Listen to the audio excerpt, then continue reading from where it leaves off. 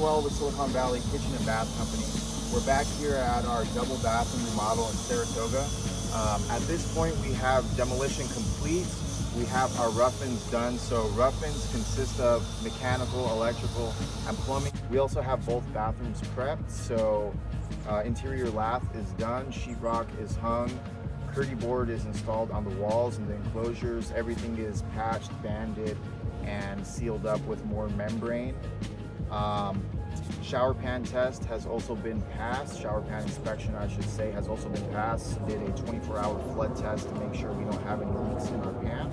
And you want to always make sure you do that flood test. So let's go on, take a look inside.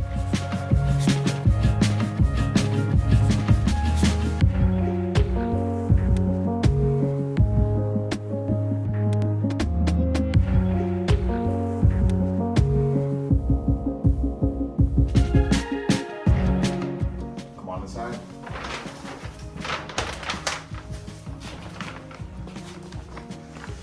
Watch your steps, sir. Okay, so like I said, we have all rough-ins completed. As far as bathroom remodels go, this is basically our standard build. We're using the full Schluter system here, so we have 1/2-inch curdy board panels on all 3 walls. This orange membrane is a water and vapor retardant membrane that's actually on the front and back. This is a foam board. It's inorganic, doesn't have any VOCs in it. It's not going to promote mold or mildew growth or anything like that.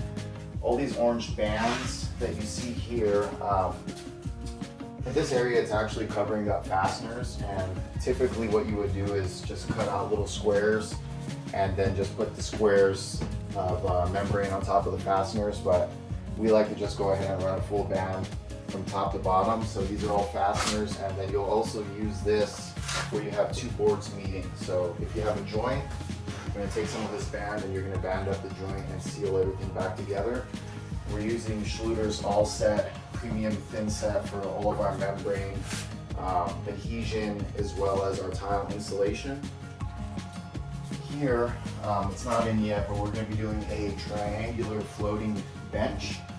We have some 2x6 blocking here in the wall and right here. Triangular floating bench is going to be topped off with a solid surface remnant from our countertop fabrication. Let's see, long linear Schluter drain. This is not a prefabricated foam tray. We typically don't use those. We find that they're a little bit weak, so we do a dry packed mortar bed and we float our shower pans. So we have that nice 2% slope from where the curb ends all the way down to the drain, and we're going to be using a tileable grate, so you're just going to see the little reveal cut all the way around the perimeter. It's not really even going to look like there's a drain there, so it's very sleek. You see the section right here, there's no banding here because we actually left this open, and what we're going to be doing is a large custom shampoo niche. So we're going to be basically chopping up a few of the Schluter prefabricated niches and forming them into one, and we do that so we can line up the grout joints with the top and bottom of the niche and really place it in the ideal location for the best layout possible. If you look here at the floor, we actually floated the floor as well to make everything nice and flat and level. Especially when you're installing a product like this, you need the floor to be as flat as possible. So this is a Waterjet mosaic tile. It's going to end about right here, so half, and then at the entryway there's going to be a half cut as well. So it's going to be pretty close to symmetrical. We're going to end with a full piece here, and then there's going to be halfway of the diamonds right there up against the wall. And then with the base, all new plumbing fixtures, so new valves. This is for the handheld shower outlet. This is the shower head. We use grade L copper for all of our plumbing. We don't use PEX, especially in older homes like this. You know, you might have mice or something like that, and they like to chew everything, right? They even chew electrical wires. So if it's water, you know, you can definitely anticipate that they're going to chew through that, and you're going to have water issues. Toilet right here, 36-inch vanity right here, and we're going to have a light fixture on both sides, on each side.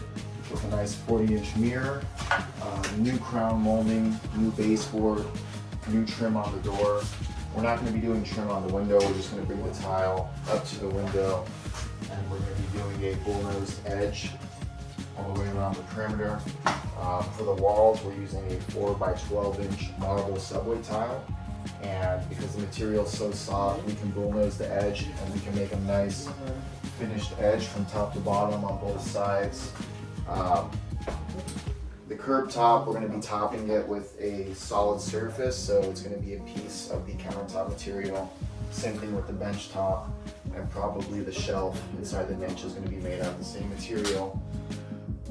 Other than that, we have new electrical in here, so a few new recessed light fixtures. These are 4-inch halo LEDs, and they're rated for wet locations. We also have a Panasonic high efficiency fan with a built-in moisture sensor right here in the center. This is a very cool product. It turns on and off by itself when it senses water vapor, and it actually has a timer you can set for 5, 10, 15, 20 minutes, whatever you want, so it'll turn off by itself. You don't have to worry about it. These lights will be on dimmer switches. These two lights here above the vanity will be on an occupancy sensor switch, so it'll turn on when it senses motion in the bathroom. New GFCI protected outlet, and then this is our 4-gang box right there for our new switches. This is one of 2 bathrooms we're doing in this home, and we don't reuse any of the old electricals, so we ran new dedicated circuits to the panel with new breakers, and we want to make sure that everything we're doing is kind of independent of what's been done before. Especially on a house like this, it's a little bit older, it's been worked on before. In this wall, we actually found a buried pocket door that we had to get rid of. So along with that, we found a bunch of buried junction boxes which were inside the walls, and that's a big no-no, fire hazard. And if you have electrical problems, good luck diagnosing that.